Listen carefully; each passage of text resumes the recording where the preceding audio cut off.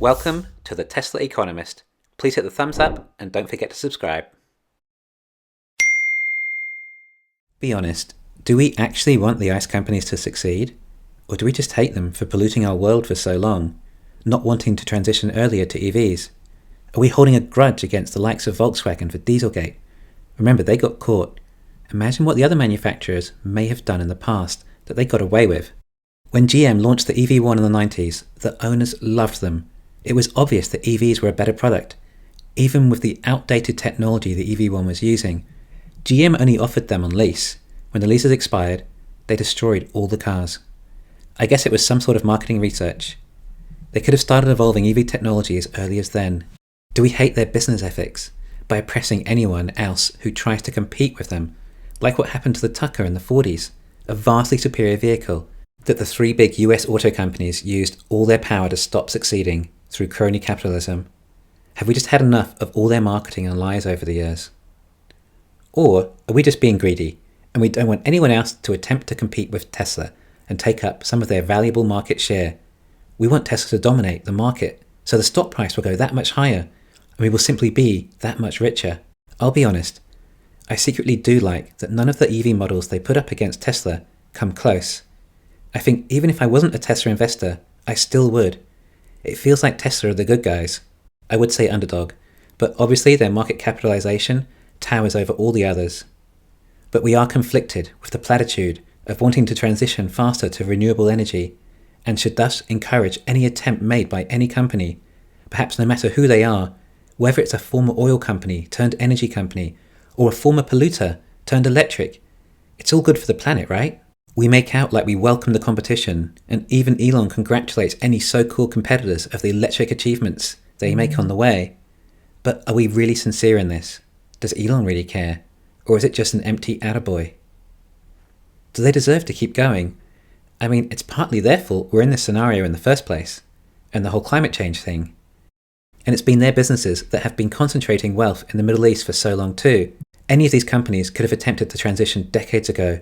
No, wait, over a century ago. Henry Ford even had electric cars back then. He was actually good friends with Thomas Edison, and they used to go camping together with Harvey Firestone and John Burroughs, calling themselves the Four Vagabonds. Ford was very much aware of the potential of electric vehicles. So why did Ford opt for gasoline to power vehicles? The conspiracy is that it was Rockefeller putting pressure on Ford, but who knows? I suspect Tesla and Elon are actually just playing game theory with the competitors. This means the competition simply do things because Tesla does. Tesla announced they're headed in a certain direction. This is the way the future of EVs will be, Elon might announce. Batteries need to be done this way. Manufacturing has to use this technology. Then all the competition start investing in research and development on the future of their company headed the way Tesla have said, as they don't have a clue on where to invest. They're simply playing catch up as much as they can. But when they finally have caught up and spent the billions and billions necessary, getting everything they could out of the company for this one last shot of hope they have of survival, Elon simply announces, actually, we're going to scrap that idea. Now we've come up with this, which is an order of magnitude better. If the competition zig when Tesla zags, then it's over for them. Well, it's already over for them, but just ending them that much quicker. But Tesla still needs to have some sort of competition as well. There is no point all the competition going out of business. If Tesla can only deliver 20 million cars, or even 40 million, there is still an enormous market remaining to be filled, unless Tesla have robo-taxis in place by then, and the taxis are able to increase vehicles' utility by 5-fold. And as a consumer, I literally do welcome competition. It means businesses simply have to try harder and be more competitive in their offering to consumers. But I'm just not sure I want the competition to be the former ICE companies. Do these companies even deserve to stay alive? Chrysler and GM have been bailed out on numerous occasions. They've gone under, and the taxpayers have funded them to keep them around during the good times, rather than letting them go under and creating a market gap and opportunity for something better and more efficient to replace them. This is because they fly too close to the sun and try and make too much profit in the good times. Then once the tide comes out, we find out they've overstretched themselves.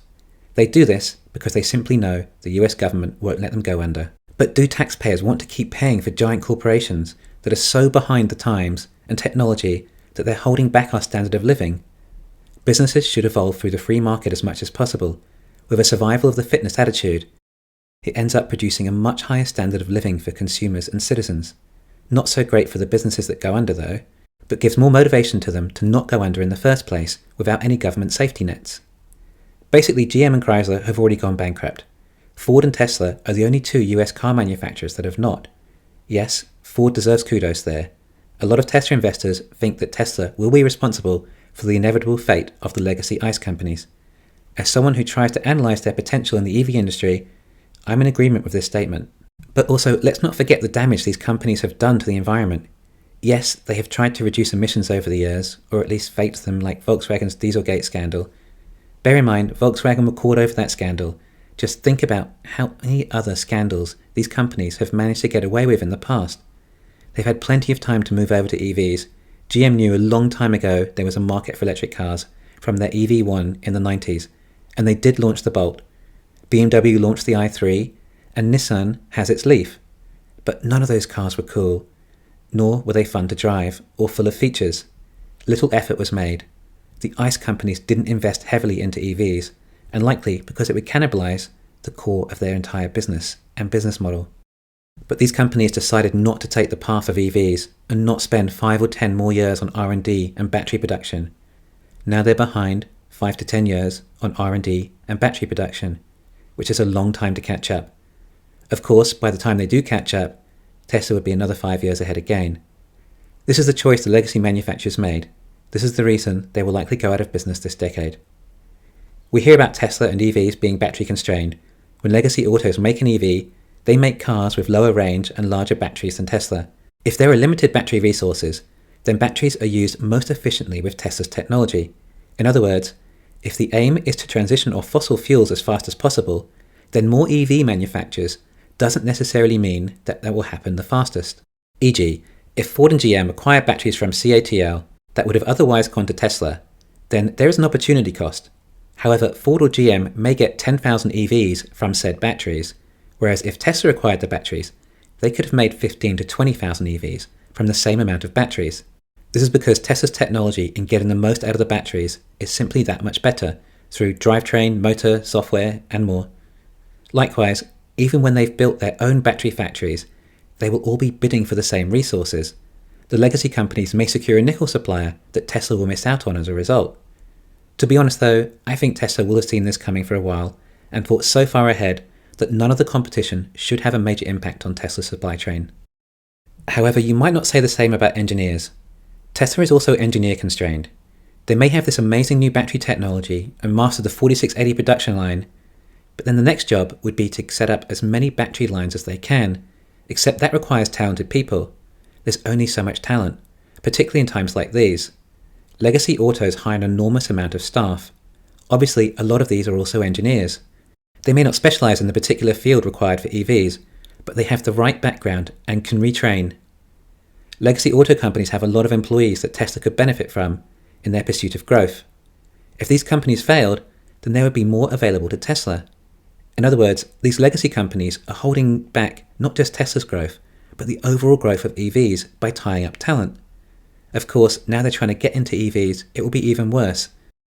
And they may also try to even poach Tesla's employees too. So given all that, is it necessary for legacy autos to succeed? Are they actually holding back the further inception of electric vehicles? Are they adding more expenses onto EVs, whilst cutting back supply? Yes, quite possibly. But can Tesla do it themselves? Well, I think Tesla could be capable of supplying about half the world's EVs. I know Elon says 20 million a year easily by 2030, but that's still only about a quarter of the world's demand.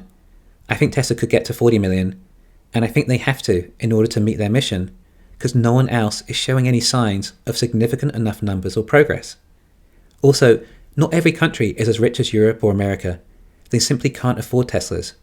Okay, perhaps the use of a robotaxi, but that's still somewhat of a long shot at this stage. I think there should be smaller, lower-cost EVs from other manufacturers, with prices under $5,000. Some could even be just for one passenger. Tesla will not likely touch this market segment. It's too much hassle for such little profit, and likely highly competitive. Their approach to compete will be robotaxis. Anyway, let me know what you think in the comments. Do you think it's right for ICE companies to transition? Thanks for listening. Please hit the thumbs up, and don't forget to subscribe.